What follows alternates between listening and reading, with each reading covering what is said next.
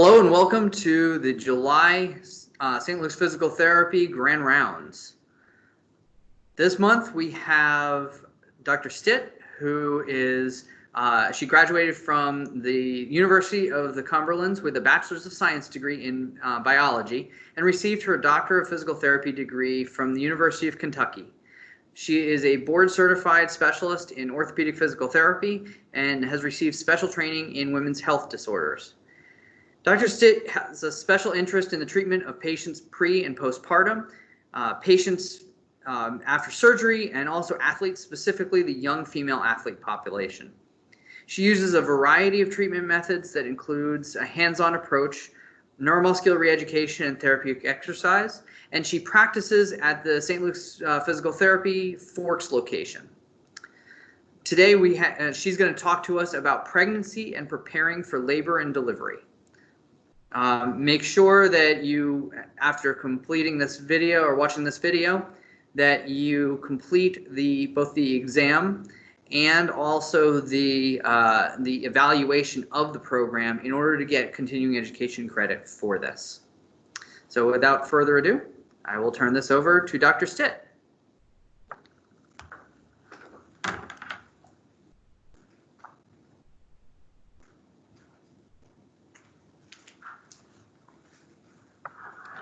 Good morning.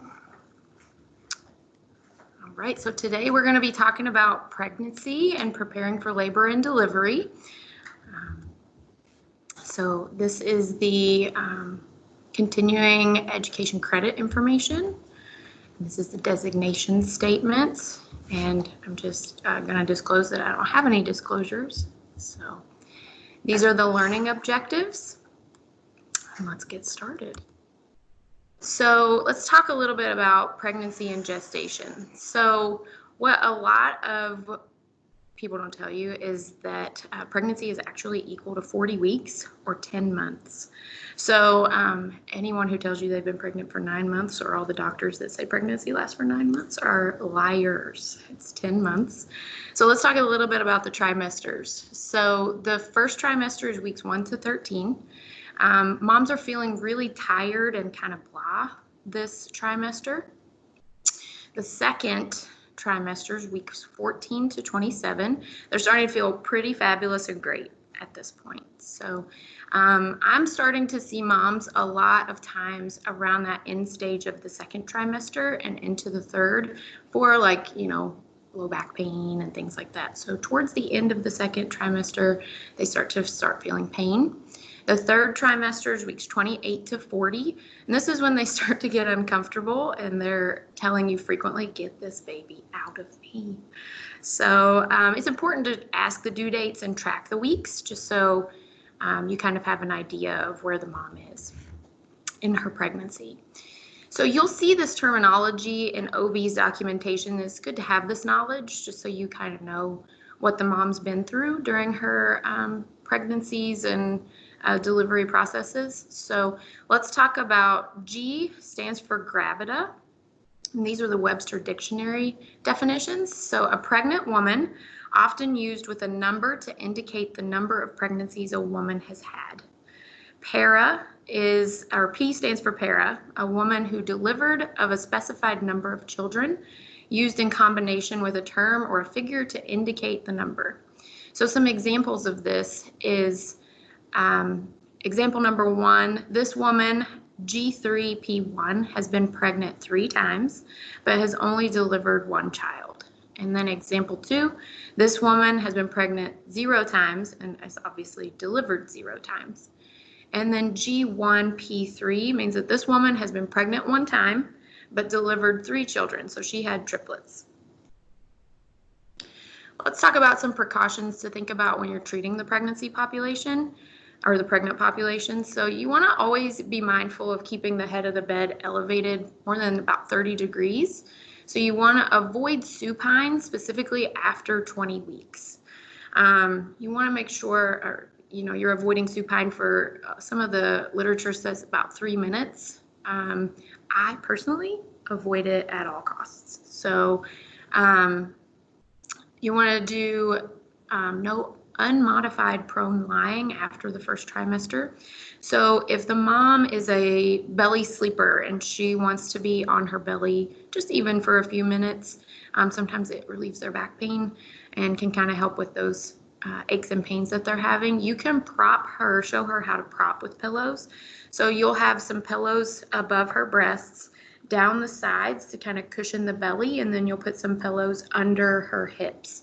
So those are some things that you can try. You can obviously try this pregnancy pillow. I'm pointing, like you can see what I'm pointing at. But this pregnancy pillow that I have pictured has a hole cut out for the breast area a little bit, and then specifically the belly, so that they can lay on their belly. You want to avoid vigorous stretching. This is specifically in regards to the hip adductors.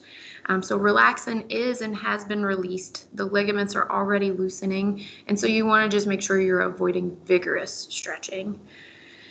You want to make sure that you're cautioning them about loss of balance, and you want to avoid overheating and monitor their blood pressure and swelling.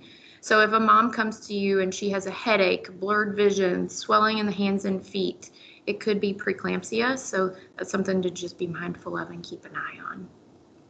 Let's talk about some contraindications. So obviously with physical therapy, we want to make sure we're not doing electrical stimulation over the abdomen and the back. This is something interesting. They're starting to do some studies on doing electrical stimulation as a pain management technique during the second stage of labor. And we'll talk about that second stage of labor here in just a little while. But the reason that they say not to do electrical stimulation is that it can induce birth or induce labor and delivery. So, it's still not known what happens to the fetus or the baby when electrical stimulation is applied over the back or the abdomen. But it's something that's being looked at. So we want to avoid heat over the belly. We want to avoid mechanical traction. Obviously, the ligaments are already stretched out enough. Shortwave and microwave diathermy, and then ultrasound over the back and abdomen. So these are some things that are cause for concern or referral.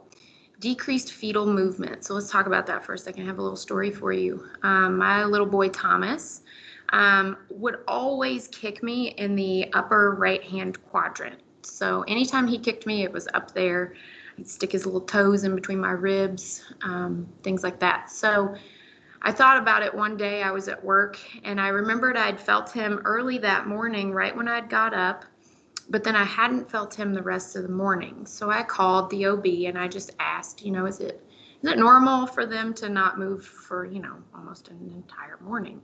And they were, obviously frantic. No, that's not normal. Come in as soon as you can. So thankfully, I work right across the hall from my OB. So I went over and they hooked me up to the contraction monitor. And the OB said, "Can you not feel that?" And I said, "No." And she said, "Well, you're not having any contractions, but he is kicking you, and he's kicking you pretty hard." And I couldn't feel it. So she opened my chart and looked, and my placenta was in the lower left-hand quadrant. And that's where he was kicking me. So he was essentially kicking kind of a punching bag. And so it was padding his kicks for me, and I couldn't feel it. So thankfully, that's all it was. But for some moms, that's not the case. So any decrease in fetal movement, they want to check it out.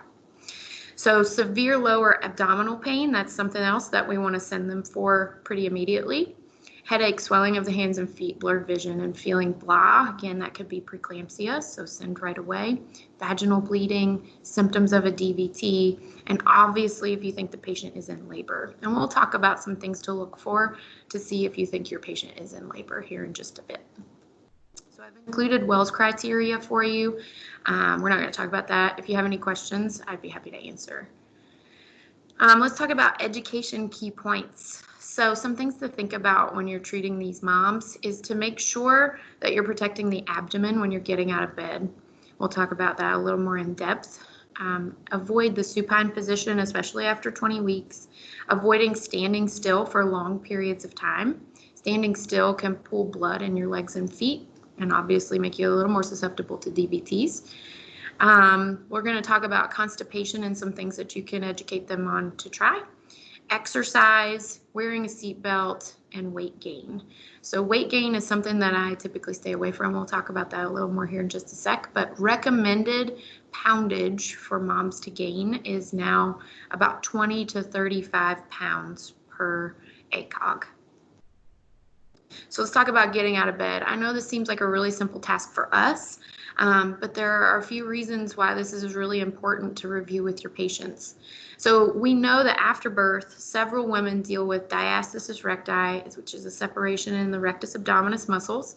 That's a different conversation for a different day, but let's talk about how to help these women get in and out of bed with protecting their core and decreasing the risk, not necessarily avoiding, unfortunately, diastasis. So we can help them reduce their pain. We can help them reduce stress on the abdominal wall. We can help them reduce stress on the pelvic floor. So we know that that diastasis will spontaneously recover by 8 weeks, or it won't happen without physical therapy. So anything we can do to avoid it or decrease the risk is a win in my book. So here's how to teach someone who's pregnant how to get out of bed. So you want to teach them to log roll to the side that they're going to get out of bed on. So shoulders and hips stay together. Push up with the elbow and the hand, and then you want to make sure you're teaching them to just sit there for a second to get their bearings. So some women get dizzy when they get up, so just sitting there for a second is a good thing to teach them. You want to avoid laying supine. So after 20 weeks, the stress on the vena cava increases in supine, and so the baby's weight is pressing down on the vena cava. I've asked OBs, how do you know if a patient is putting stress on that? And I was told, you'll know. So it pretty quickly and immediately causes nausea, vomiting, and dizziness. So that's just some things to tell your moms to look out for. So let's talk about constipation. You want to teach your patients to drink lots of water, exercise, and walk. The use of something like a squatty potty, that's just the biggest name brand, so people typically know what that is. And you want to teach them to increase their fiber foods and then discuss stool softeners with their OB. We want to make sure we're avoiding stress on the pelvic floor from pushing and straining to have a bowel movement. So I've included bowel movement types as Bristol stool chart, just so you kind of know what the difference is. And I typically will pull something like this up and have the mom point to what her bowel movements look like, because this gives me a lot of good information if they're getting enough water or having regular bowel movements or not. So type 1 is obviously constipation. We want to try to avoid that. Type 4 is a little more normal. That's kind of what we're shooting for. So just letting them know that is some good education points to talk about. So let's talk about how to have good bowel movement. So you want your knees higher than your hips. Enter the squatty potty, but a trash can turned sideways works beautifully as well. We talk about this wonderful topic to avoid stress on the abdominal wall and the pelvic floor from straining and to prevent diastasis, but also a prolapse. So let's talk about a good position to be in. So this woman is in a pretty good position. She's got her lumbar spine extended, which gets the coccyx out of the way, and she's slightly leaned forward. So we don't want them to lean forward and flex their lumbar spine, but we just want a slight lean forward. Feet are flat, and then we don't want any straining. So let's talk about something that I don't know that I'm necessarily mature enough to teach my patients to do, but I do teach an open glottis. Pelvic floor is relaxed, but I was taught in our pregnancy course to teach your patients to make a noise. So can you imagine being in Target in the bathroom and somebody beside you is making a hissing, a mooing, a growl, any kind of noise in the bathroom?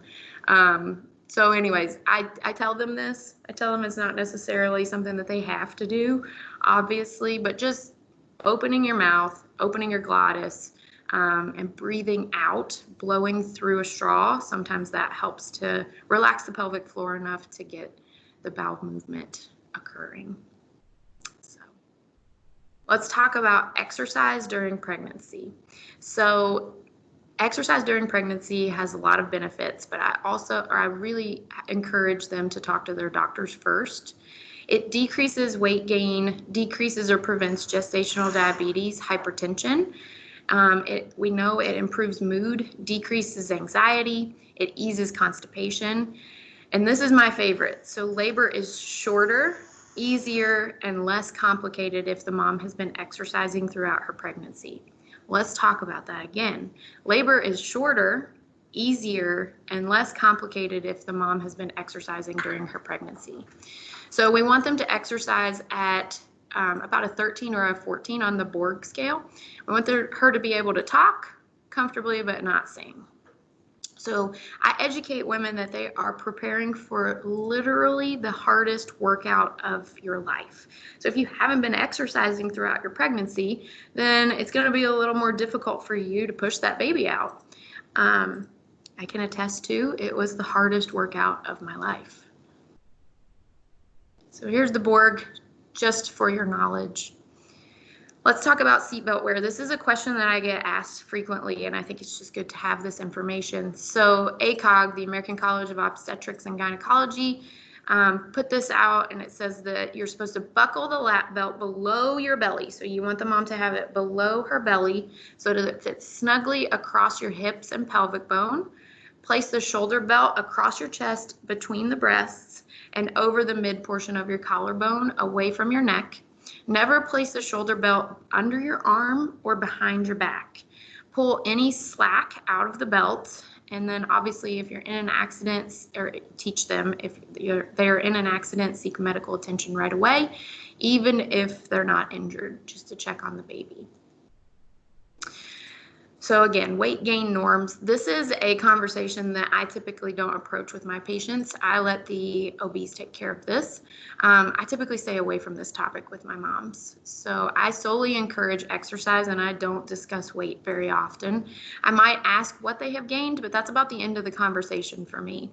So unless they ask, what norms are or things like that, this is a very sensitive time for a lot of women, and I include this chart just for your knowledge so that you know if your patient is on track or not.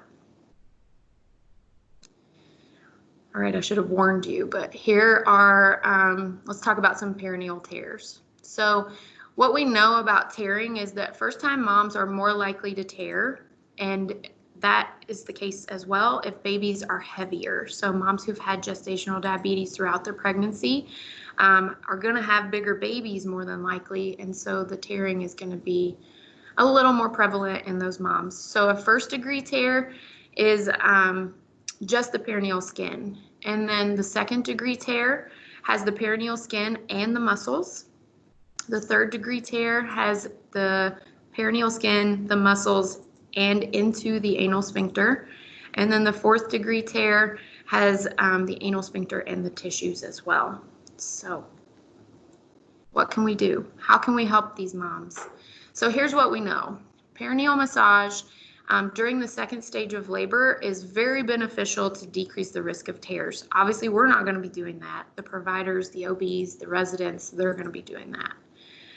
But what can we teach them to do? So what we know from the research is perineal massage at the end of pregnancy has been studied over the years, and there's been some conflicting studies with some hard to explain results. So one in particular, it came out probably about in the 2000s. It said that the more a mom performed perineal massage, the less it was shown to be beneficial for her, which didn't make a lot of sense, and the researchers had a really hard time explaining it, and they even said that in their conclusion they wouldn't really necessarily pay a lot of attention to the results because it didn't make sense and they couldn't figure out why. So we obviously cannot promise no tearing. We can't promise that. What we can say is that we can help you decrease the risk of tearing. So newer studies are showing some better data, but what we do know is that there's no negative evidence. So here's some research. Antenatal digital perineal massage reduces the likelihood of perineal trauma and ongoing perineal pain after labor and delivery, so in the postpartum period.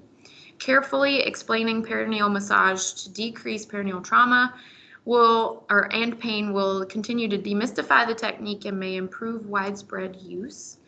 And then many women fear perineal trauma, and this fear ranks high as a reason for maternal request for a C-section delivery. So I have another story for you. When I was pregnant, I had gestational diabetes, and it was diet controlled. But I went to an appointment towards the end of my pregnancy where they were going to measure Thomas and see how big he was going to be. So the ultrasound technician walked out after she ultrasounded and sent in the doctor, and you know that's never a good thing. So they measured Thomas again, and they told me I still had 4 weeks to go, and Thomas was already 8 pounds and 11 ounces. So I was right on the cusp of needing a C-section. So they told me that if I went the full term, Thomas would be 10 or 11 pounds, if not a little bit bigger, and I was petrified and thought about begging for a C-section. But they told me since my mom gave birth to me and I was 9-12, my sister was 11-13, and since my mom did that, I should be fine doing that. So needless to say, I was petrified. So I come in and it's time for baby, and he was born, and they weighed him and they said, your baby is 7 pounds and 11 ounces. So I nearly begged for a C-section for nothing. So let's talk about perineal massage and who can do it. So the patient can do it to themselves. It's sometimes difficult to reach. Think about that belly size. The partner can help. This is just not some people's cup of tea. And then the provider will be doing this during labor. So what in the world am I teaching my moms to do? So this is a picture, and we'll talk about it a little more in depth here in just a second. But again, the patient can do it to themselves or the partner can do it. So when should you start perineal massage? All of the research says 34 to 35 weeks gestation. I always have them clear that with their OB, just because I might not be aware of some complications that the OB is aware of, and I just want to make sure that they're okay to start it that early. When the patient feels comfortable, so a lot of times when you present this to the patient, they're going to say, you want me to do what? And so just getting them more comfortable and, again, demystifying the technique that we're asking them to do, a lot of times is helpful for when they're ready to start, when they feel comfortable starting. So you can teach them to do it in the morning, at night, or both, whatever they feel like they want to do. So where should they do it? I tell them to choose a relaxing place. So in the shower, in the bathtub, in the bed, on the couch. So a lot of women will put their foot up on the ledge in the shower and perform it there. I tell some women, if you feel like you can't reach it in that position, sit down in the shower. Just that warm water helps to kind of help the tissues relax a little bit. I tease them and I tell them to light candles, put something in a wine glass that you like, and eat some chocolate covered strawberries and just sit down and have a relaxing few minutes. So why are we telling the patients to do this? So I feel like for me, after this course, after I took the Herman and Wallace course, it gave me control of something in a situation where I knew I wasn't going to have control of much. And I'm pretty type A, and I want control of everything that I can have control over. So if I could have control of any part of the labor and delivery process, I wanted to have some control. So the perineal massage gives them that one thing that they can have control over. It increases the elasticity of the muscles and skin in that area. It decreases the risk of tears and episiotomy. Practicing relaxing the muscles of the pelvic floor. So some women don't know how to turn the pelvic floor muscles on, much less turn them off. So it also helps to prepare for the stretching, burning when baby crowns, which also is a little bit of like a desensitization technique, right? So we need to be the providers talking to the patients about this, because I've found numerous studies that say that the providers, so like the OBs, wait until the women bring it up to even start to talk about it. So some women go all the way to delivery, labor and delivery, without ever hearing that this is something that they can do to help and prepare. So let's talk about how to do a perineal massage. So you want to make sure that they have clean hands. Obviously, the fingernails are short. They can use a lubricant, but it's not essential. They don't have to. If they want to use a lubricant, I suggest organic coconut oil. In the St. Luke's Physical Therapy Women's Health program, we use Slippery Stuff. It's just a water-based lubricant that they can buy on Amazon. So what I teach them to do is to press down on the perineum toward the anus and the sides of the vaginal opening. So if this is their vagina, I just have them press with one finger, and they're going to feel slight stretching and burning. And then I have them move over one finger width. So the muscles should give and relax as you're stretching. So you want to hold for 1 or 2 minutes or until they feel a relaxation, and then move over one finger width. I should be clear, I don't do any internal on pregnant women. So I am solely teaching them how to do this with my fingers, with the pelvic floor model, and then just kind of teaching them how to do it with their fingers as well. And I send them home, let them practice, and then come back to me with any questions that they have. So you're going to teach them to press and hold down at each spot. So I have them kind of work all the way around the sides. When they get to the other side, they might have to switch and use their thumb or use their other hand. A lot of women can't do this U swooping motion that I've pictured because the belly is just too big. So if their belly is in the way and they're flexing up, that increases the stress on the abdominal wall and could put them at a little higher risk for diastasis recti, and that's something that we want to try to avoid. So I teach them that while they're doing this massage, you want to concentrate on relaxing. So that's a big part of this. You want to teach them how to relax their pelvic floor. So you can teach them some deep breathing techniques, some diaphragmatic breathing. You can teach them to meditate if that's their thing. And then some self-talk or positive affirmations while they're doing it can be beneficial as well. So you want to teach them to do it for about 5 to 10 minutes each day. In the research, it says, 5 minutes was sufficient 4 times a week. And then you can also teach them, obviously they can do it to themselves or their partner can help them with this. So again, if they're doing it to themselves, they might need to use their index finger or their thumb. I teach them to do one side at a time because they might not be able to reach both sides at the same time because their bellies are so big. Their partner can help with this. They will have to use their index finger, and communication is so super important. Some guys and women are hesitant to help their partners with this because they don't want to hurt them. But from what I've heard from my patients, the perineal massage by the partner could lead to intimacy. So that's something that might encourage them to be a little more helpful with that. So let's talk about what perineal massage shouldn't be. It shouldn't be painful. It might be a little uncomfortable. It shouldn't be really time consuming, so it should be pretty quick, 5 minutes, that's it. And then it shouldn't be something that they dread. If they're dreading it, then it's not something that they should do, or they're doing it wrong. So let's talk a little bit about true versus false labor. This table was from our Herman and Wallace course, and it was the care of the pregnant patient. I thought this was really super helpful to just let me and the provider and the patient know exactly what true versus false labor is. So in general, the key points are that contractions should happen at regular intervals. The intervals should shorten gradually, and contractions should increase in duration and intensity.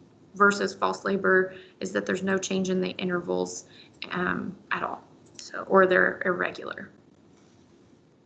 So let's talk about the stages of labor. So this is from the American Pregnancy Association.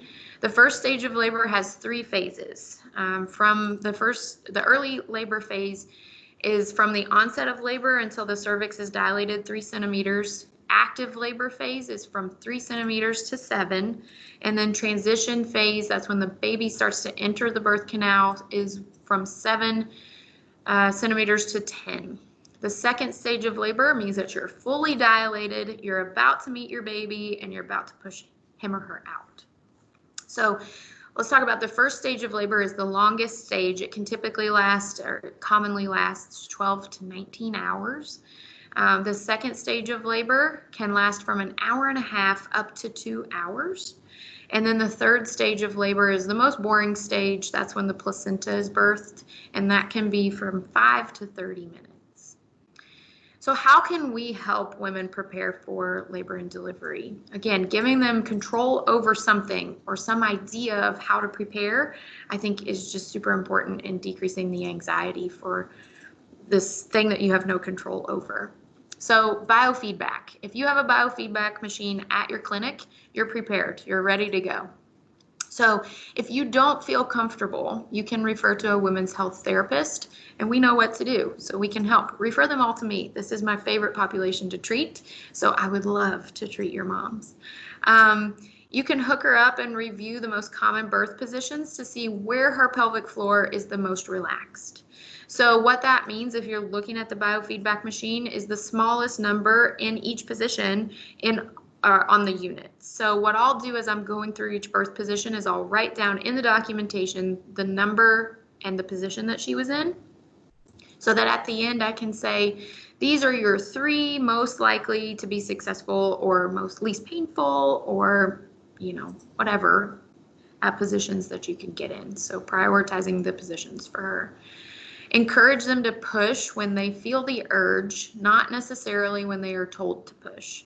So obviously there's going to be some limitations with this. If the patient has an epidural, they're not going to be able to feel when the contractions are coming on. So what is the best position? This is different for everyone.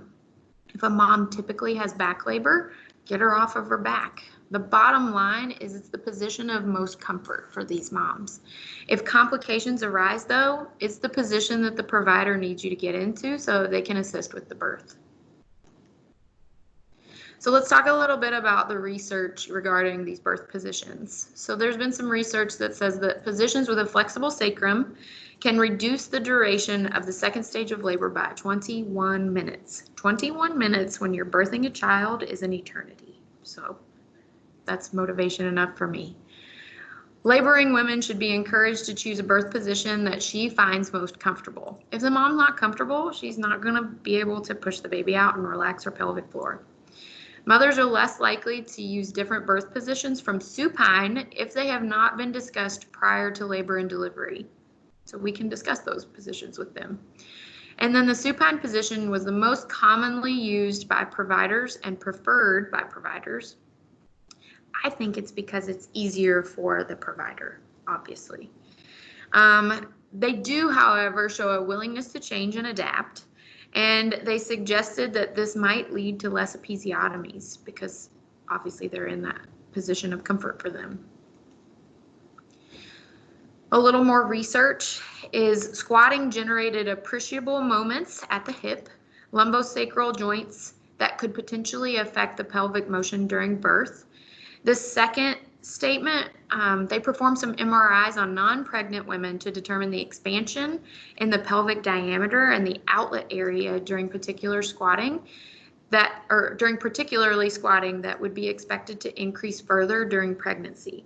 So they found that there was an appreciation of upright birth positions, impact on the pelvic alignment, and that may have particular relevance with complications such as obstructed labor. So if a baby gets stuck, an upright birth position was shown to be a little more effective at getting that baby out. So the last piece of research I have for you is that there was a decreased rate of episiotomies in the sitting position versus the supine position. However, women who were sitting and attempting to give birth were asked to lay down if an episiotomy was required. So just something to keep in mind. So let's talk about some birth positions. I asked a colleague whose name is Chris Fisher to help me with some birth positions to be my model for these birth positions. But we decided I wanted you to take me a little bit more seriously than that. So I modeled them for you. So You can have any position that the mom feels most comfortable in. I'm just going to go through the most common ones. So this is the hook lying / supine position. It can be modified. They can be up a little bit, so head of bed up a little bit, and then their feet might be up in stirrups as well, or the providers or the partner might be holding legs back to try to open the pelvis a little bit more. Again, in this position, the sacrum is fixed, and so it's a little bit harder to push.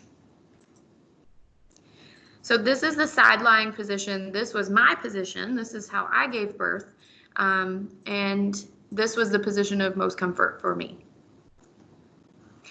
Quadruped or rocked back in quadruped, there's a few different ways that they can do this. They can be up on all fours. They can rock back if that's a position of comfort for them. They always have a birthing ball in the labor and delivery suites. So that's something that you can take into account when getting your patient into these positions as well. Kneeling, again, the beds break down and they can kind of conform the bed into any position that the mom wants them to be in. So if you're kneeling, you could be kneeling straight up and down. You could be leaned forward a little bit like I'm showing you here in the first picture, or you could even kind of be in a more like modified quadruped position. Squatting, so they can be squatted over the table like this. They could be turned around and kind of holding themselves up from behind at that point. They can have their partners hold them. However, the mom is most comfortable. Sitting. So the beds again break down to where the mom can be in sitting in the bed, or they could be in a chair. Some moms really like to labor on a ball. I don't think that you could get them into position to push the baby out while they're on the ball though. And then standing. So obviously you want the legs spread. They can be like standing over the table, or they can be bent over the table with the elbows and the forearms on the table. So the ultimate goal in all of this is that you get to meet your sweet baby at the end of this, and you get the baby here safely. So this is a picture of my little guy right after he was born. This makes me tear up, but this is my little guy right after I pushed him out. Obviously, I know you can't ask questions right now, but this is my question slide. This is my little guy now. Before I gave him his quarantine haircut, before I got brave enough to give him his quarantine haircut. So he's grown quite a bit from that first picture. So if you have any questions, please email me. Let me know if you have any questions. I'd be happy to answer them. This is a topic that I feel very strongly about and pretty passionate about. I love it. So if there's any questions at all, please email me. Here's the references if you have any questions about those too. Thank you so much.